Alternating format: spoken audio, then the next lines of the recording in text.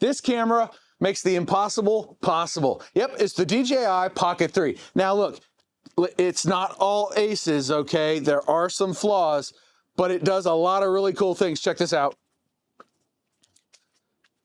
I turned around and it tracked me through the whole thing, right? How cool is that? That's just one of the many awesome features that come in this little tiny package called a Pocket 3. So welcome back to Creator Reality, my friend. Today, we're taking a deep dive into the DJI Pocket 3 Creator Combo that I just bought with my own money and did a lot of testing on. So I hope you enjoy. Can we get in the studio and warm up? I'm cold out here, it's snowing. It is mildly warmer in here, my friend. Over the last couple of weeks, I have put the, there it is, DJI Pocket 3 through its paces. I have used every bit of the Creator Combo. It very quickly adjusts to indoors. Look. Nice. I am just walking with no care for being smooth. So that was a time-lapse test, and what I noticed was that if you hold the Pocket 3 steady enough, then it'll work just fine to record your time lapse. But I tried it in the car the other day and it really didn't like me. It kept popping up messages like, hold the device steady, hold the device steady. Nagging little camera that it is.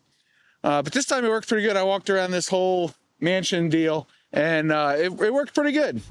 All right, so we're on the tripod and you can see the archway over there. This is going to be a test of the wide-angle lens that comes with the DJI Pocket 3, and there it is. You can see we got a slightly wider field of view. If I take it off, it's just magnetic, but you can see where the arch is and how big it is. It comes to right about there, right? And right here and right there.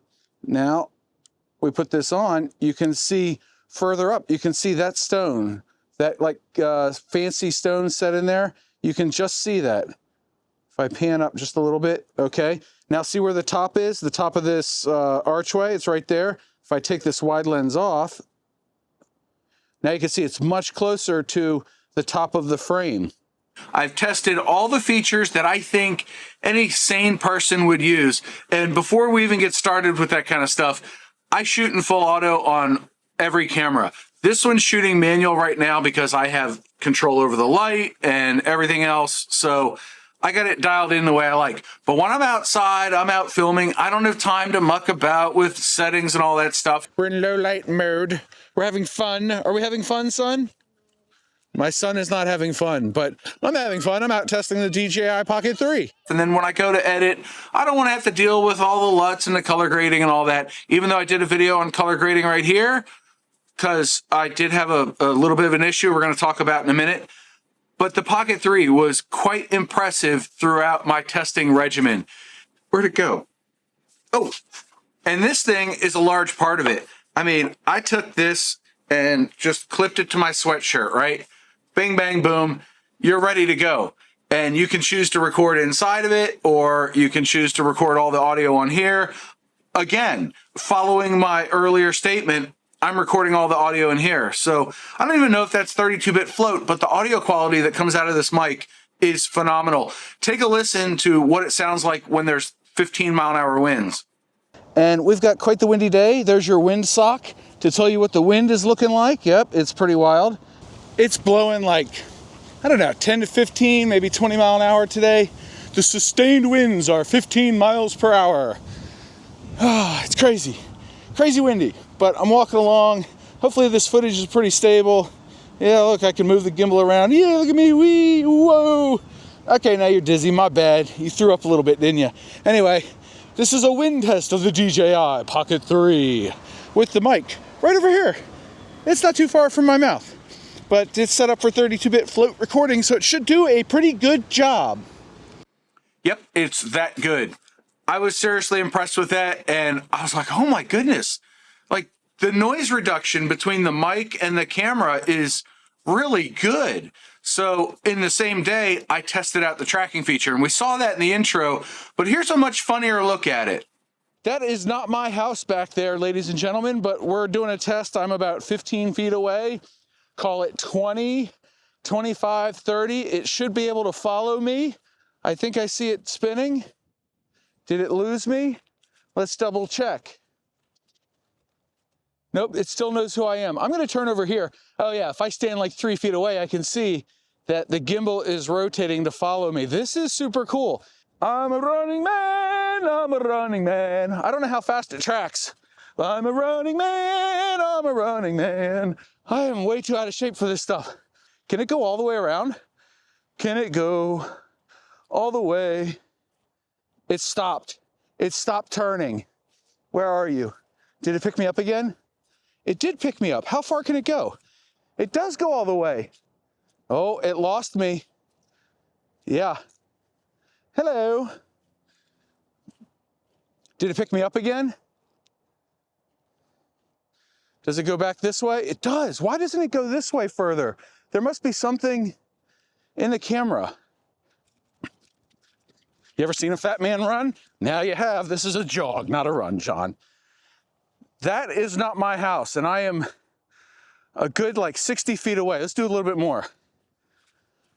Oh, really should have had my Wheaties today, or like 7 Red Bulls. What am I, 100 feet away? I'm pretty far away. I wonder if it's still tracking me. Is it still tracking me? We're gonna find out. I'm walking over here, walking over there. Now I'm gonna walk back.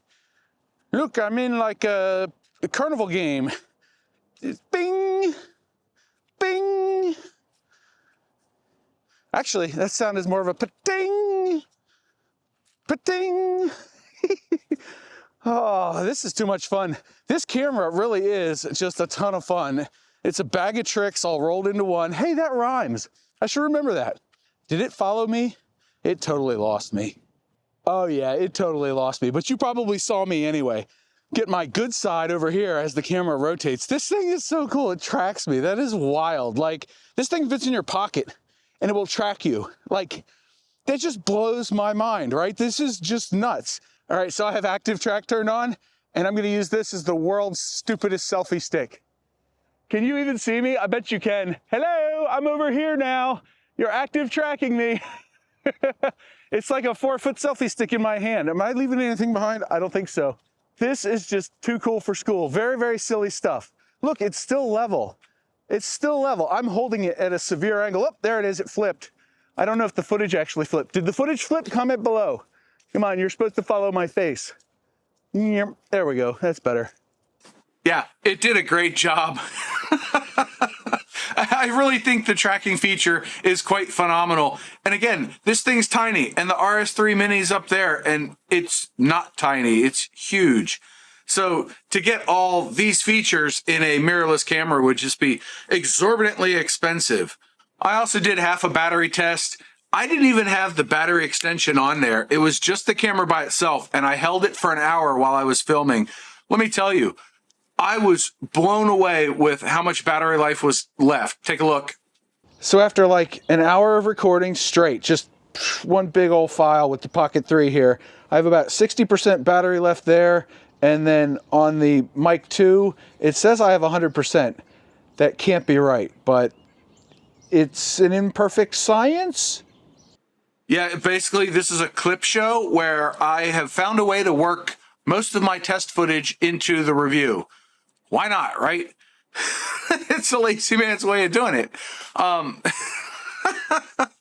did find a few flaws with this camera. One, it's right-handed. It works better if you're right-handed. I'm left-handed, so working the screen is not great. Trying to flip it open.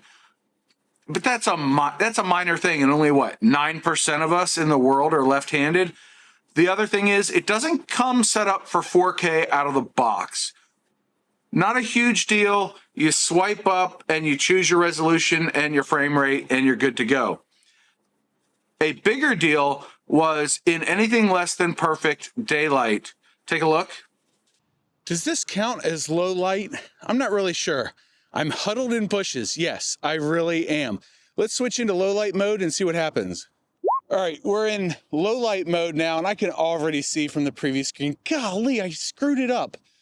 I did a recording where I wasn't in low light mode, but now I am, and I think the colors look a little bit better. Let's see if we can find a little bit of a darker spot. we're hidden over here in the trees. There's a lot of wind. I'm trying to avoid the wind. So I have my back to the wind to try to keep this mic clear. Anyway, we're in low light mode again. Let's switch to regular mode. I think this will actually show a better test.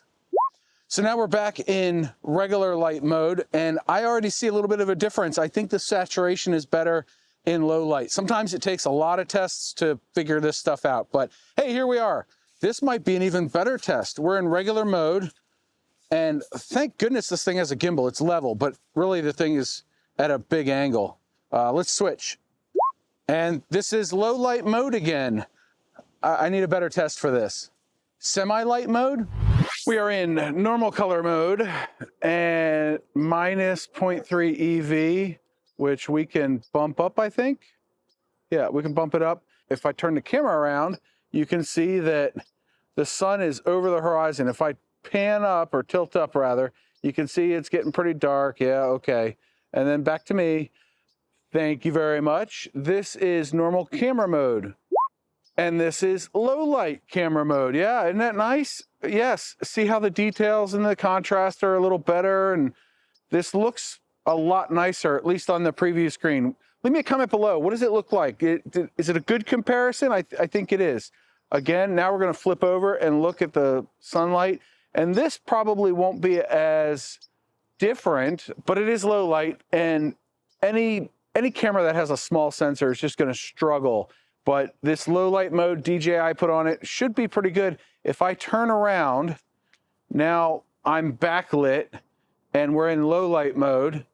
And now you can really see the difference because we're in regular color mode again and I'm backlit. This doesn't look nearly as good. No, not at all. Yeah, I sat in the bushes and under some trees to do that.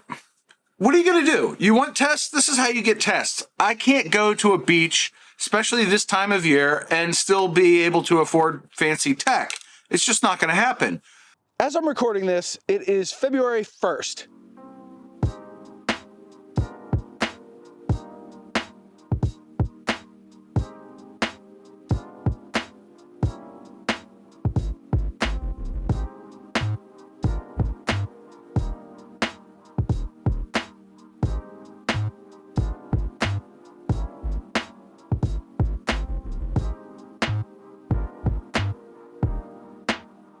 I mean, you can see there's snow behind me. That's just nuts, right? It's cold out.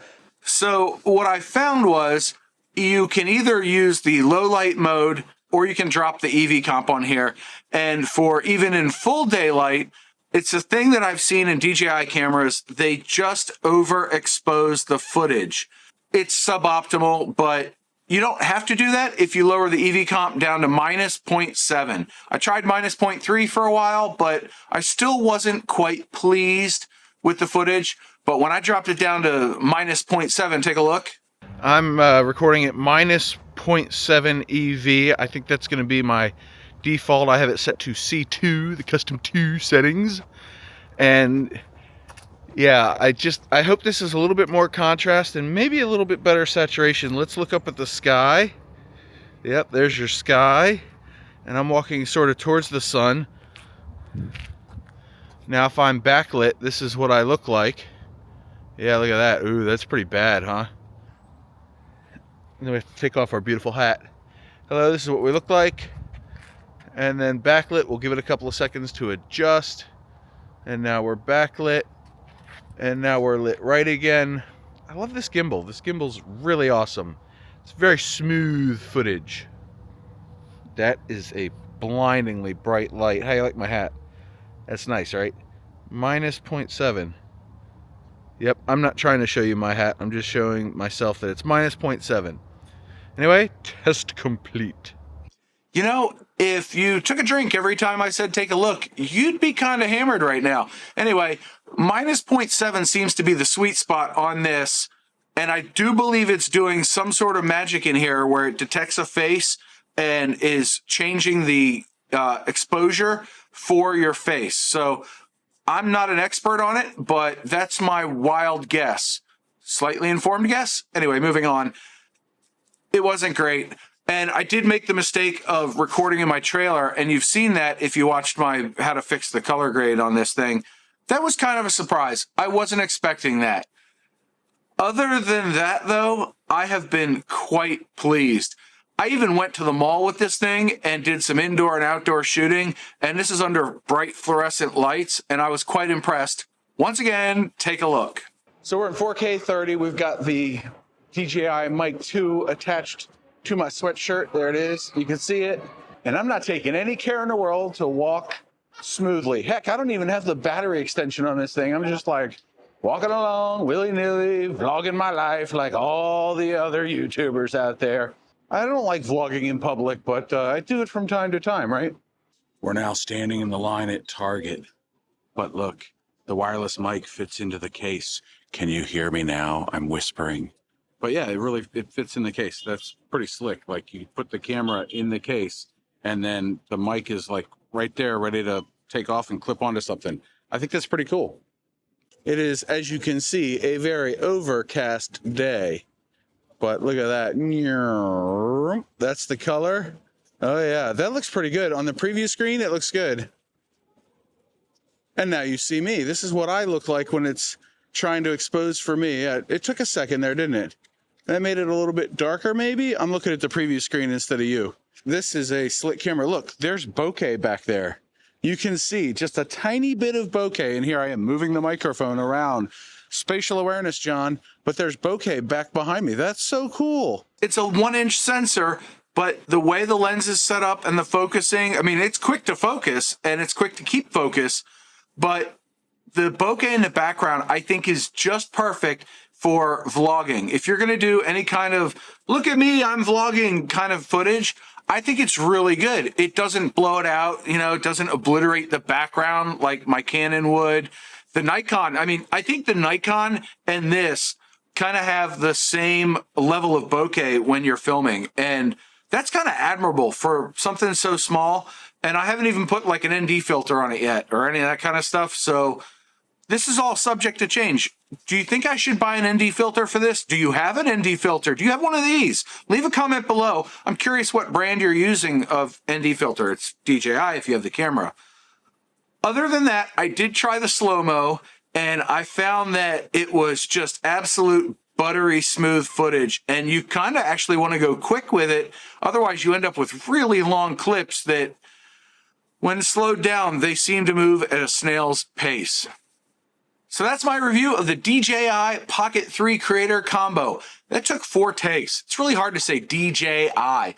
Anyway, I hope you enjoyed the review. If you did, boop the like button. Please consider using my Amazon affiliate link down below in the video description. No extra cost to you, but it does help the channel, and it helped me buy more cool toys like this. So you want to do that, right? I don't know. But hey, if you want to buy one, please use the link.